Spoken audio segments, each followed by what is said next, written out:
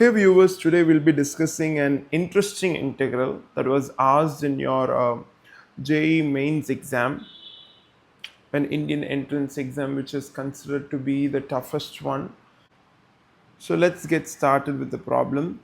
The factor which makes the particular integral more difficult is the function, nature of the function that is present. So here we are having the greatest integer function.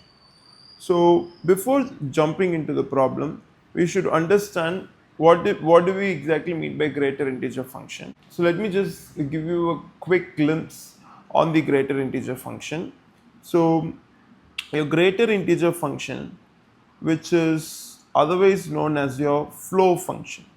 So usually I convert the greater integer and the least function as your floor and ceil function. In that way, it is more easier for us to understand the particular problem. So your flow function is going to look something like this, right? Since it is your flow function, the floor part usually has the support. But in many problems, the textbook authors or the question paper setters will simply mention it as this square bracket and they'll be writing it as a greater integer function. Anyway, so your greater integer function for 2.1 would be 2. Alright. So why it is 2 is something that we are going to see today. So let me just write 2.1 on a number line, and I'm going to draw this number line such that the number line stands vertically over here. So 2.1 is over here. Now if 2.1 is over here, 2 is obviously going to be here, the nearest integer, and we are going to have the another integer placed over here because between 2 and 3, 2 and 2.1 are placed, right? So the 2.1's floor means you will have to look at the bottom of the 2.1. Alright. So the floor of 2.1 would be simply 2. So the floor of 1.9 would be 1. And how is it 1? So let me again draw a number line placed vertically and let me write 1.9 over here.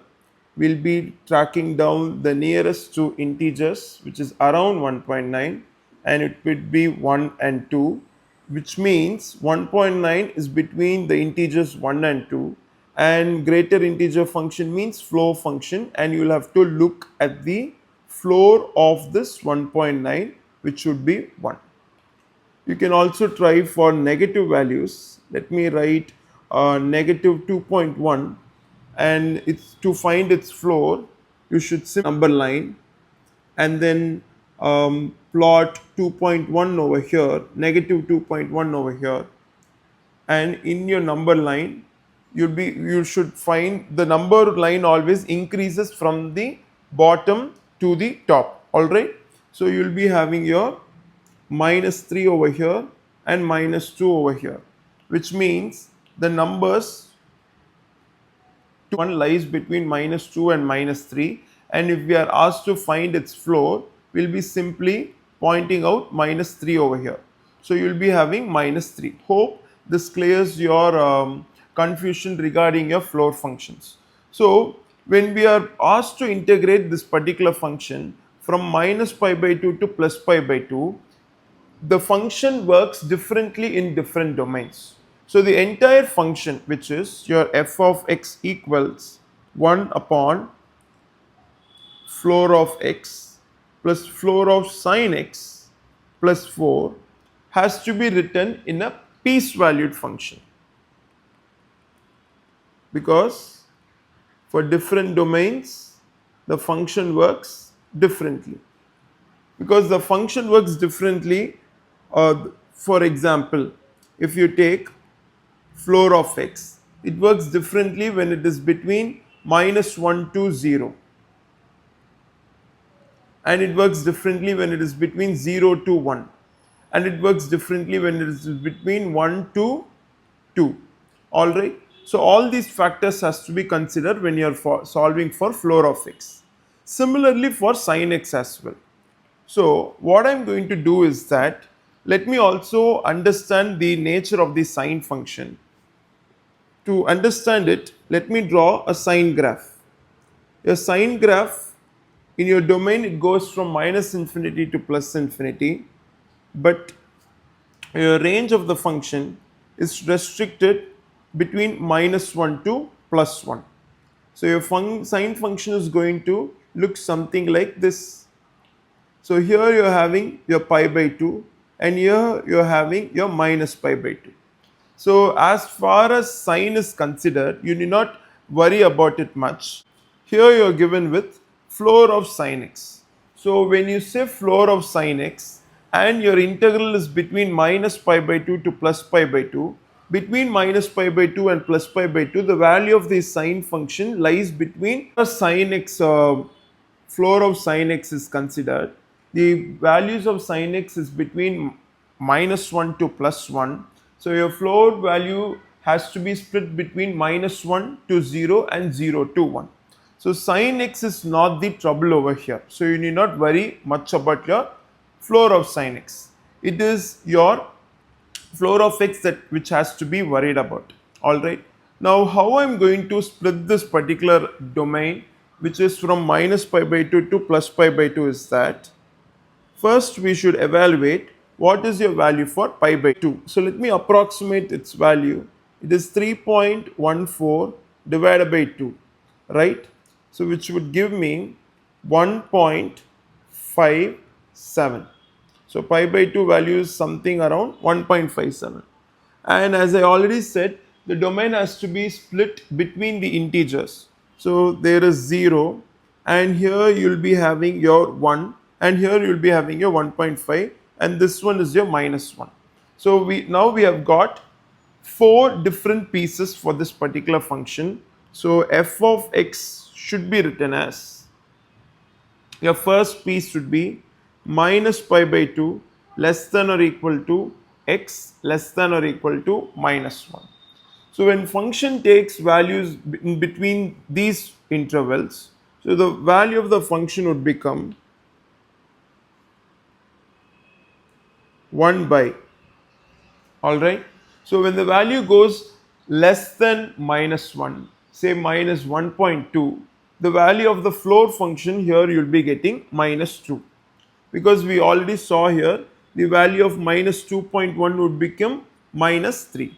So here when you get floor of minus 1.5, you will be also getting minus 2 as your answer.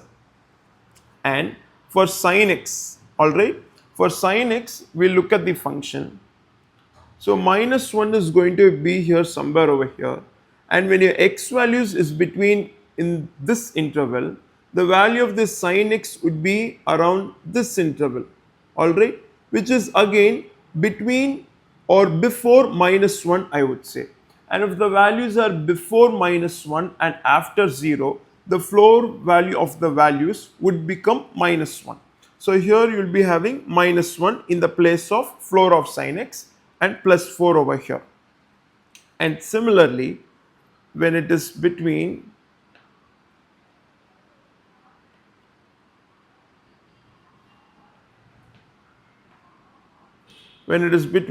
minus 1 less than or equal to x less than 0, the values are between the values are negative, but the bottom's value is negative 1 and the topmost value is 0.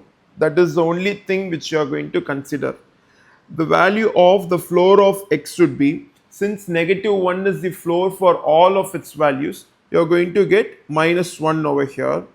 And for floor of sin x, again it is going to be the bottommost value is negative 1, because the range of function cannot go below negative 1. So the value is again going to be minus 1 plus 4 over here.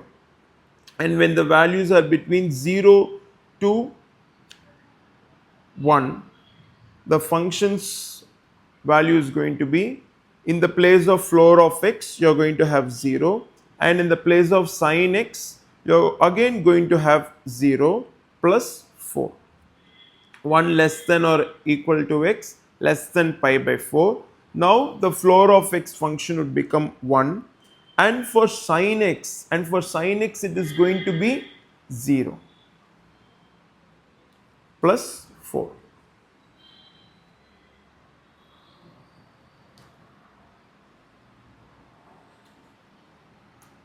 So the reason why we are having sin x, floor of sin x to be 0 over here is that when your function is between 0 to pi by 2, the range of the function will be always between 0 to 1, meaning all of its values will be here in the format of 0 point something.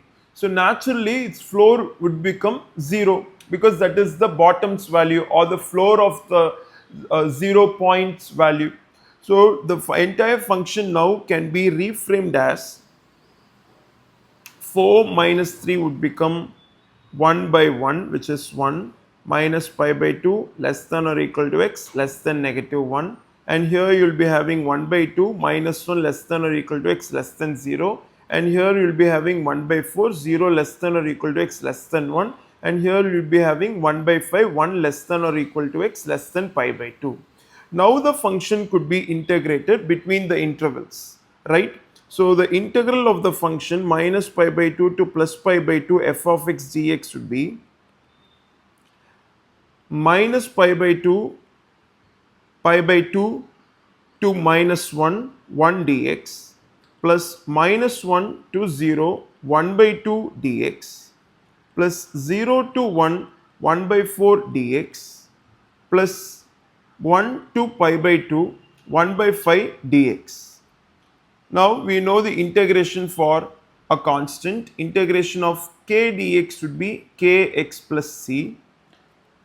So integration of 1 would be x minus pi by 2 to minus 1, and here we will be having 1 by 2 x minus 1 to 0, and here you will be having 1 by 4 x 0 to 1, and here you will be having 1 by 5 x 1 to pi by 2. All right, so let me write upper limit minus lower limit.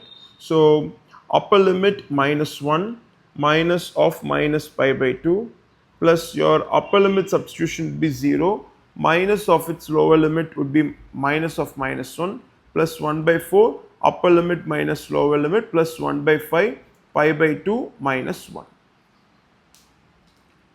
So let me simplify. Minus 1 plus pi by 2 plus 1 by 2 plus 1 by 4 plus pi by 10 minus 1 by 5.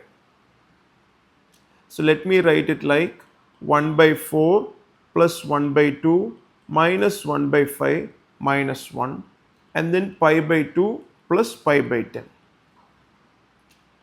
So the LCM of the denominator's value would be around, let me take it as 20, so that here I should multiply with 5 and 5, it would become 5, and for the second number I should multiply 10, and for the third number I should multiply 4, and for the fourth number would become 20 itself, and here again I'll be getting 20. So 10 over here, the LCM is 10, but let me write this 20 in order to make 20 as common denominator for both the terms. 10 plus 2 pi, and here we'll be having a minus 10, 5 minus 4 would become 1, and 1 plus 10 would be 11, so minus 9 by 20 plus 12 pi by 20. So I can remove 20 commonly out, and then I can also remove 3 commonly out. So I would be getting minus 3 plus 4 pi. So my final answer would be 4 pi minus 3 times 3 by 20. This is my final answer. So hope you learned something new from this video. Thank you.